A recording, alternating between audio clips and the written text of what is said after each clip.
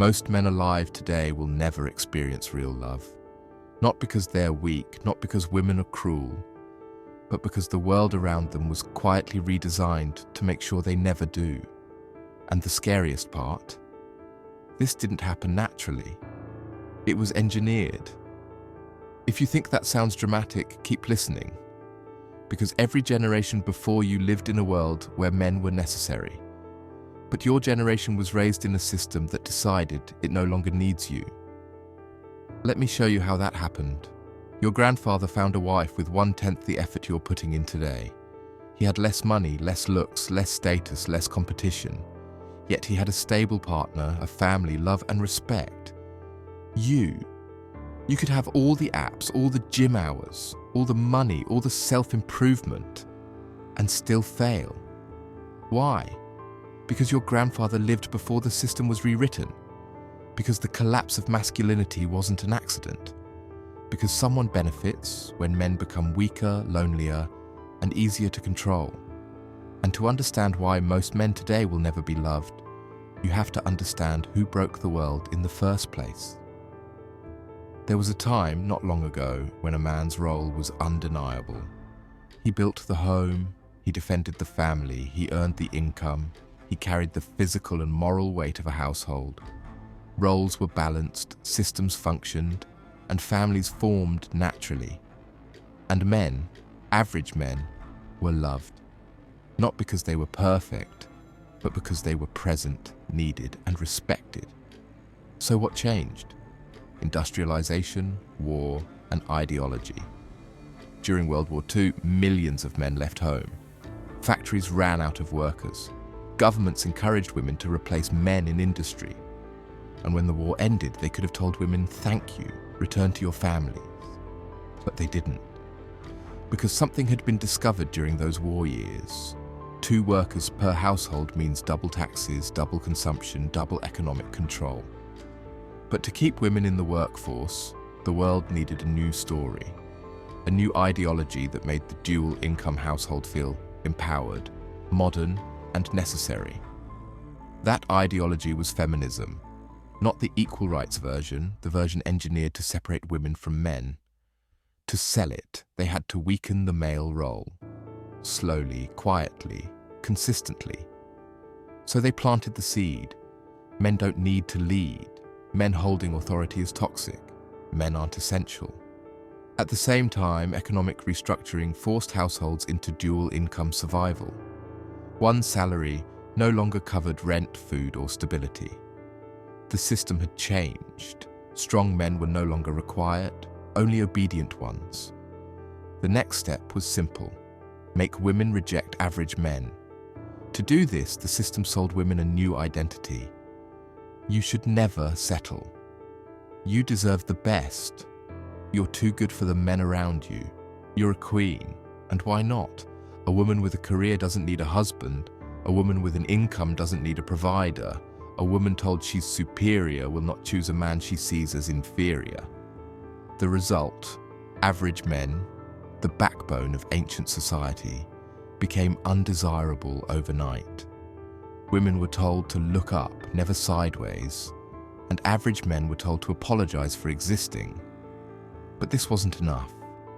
Women needed to be surrounded by men who appeared extraordinary, so they'd reject the ordinary ones permanently. That's where social media enters the story.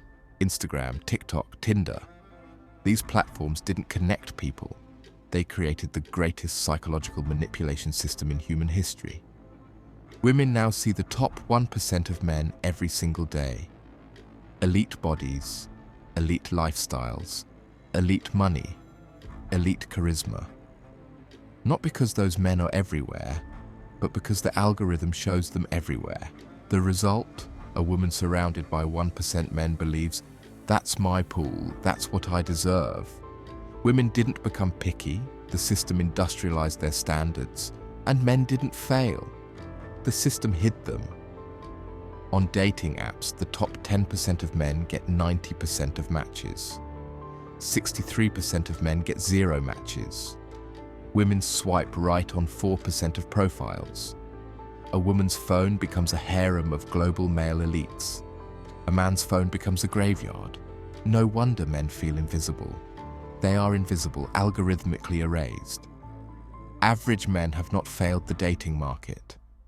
The dating market abandoned them. Now ask the question no one asks. Who benefits when men are weak, lonely, and unloved? Not men, not women, not families, corporations. A weak man consumes more. A lonely man consumes more. A man without a family works more. Porn companies profit, dating apps profit, pharmaceutical giants profit, alcohol companies profit. Governments profit from double taxes.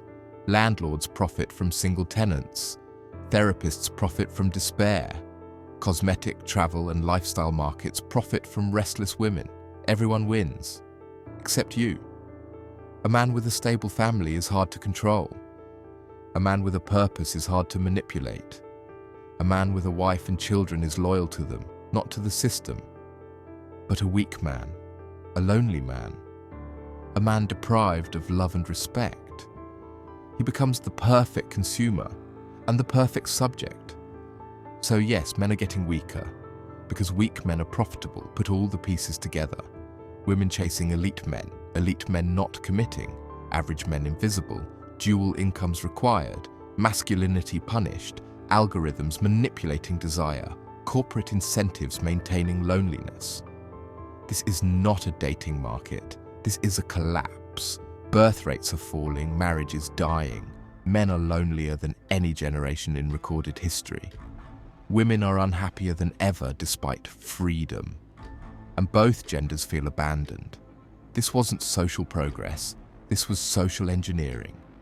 If you're a man watching this, understand. You are not failing.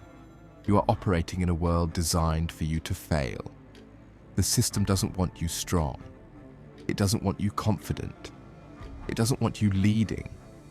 It doesn't want you forming families. It doesn't want you loved, because a man who is loved becomes powerful. A man with a family becomes independent from the system. A man with respect becomes uncontrollable. So what do? You refuse to be the version of a man this world tried to manufacture. You rebuild what they spent decades destroying. You become physically unignorable, mentally unbreakable, emotionally disciplined, spiritually grounded. Because when society tries to weaken men, the man who strengthens himself becomes the exception. And in a world where most men will never be loved, becoming the exception is the only path left.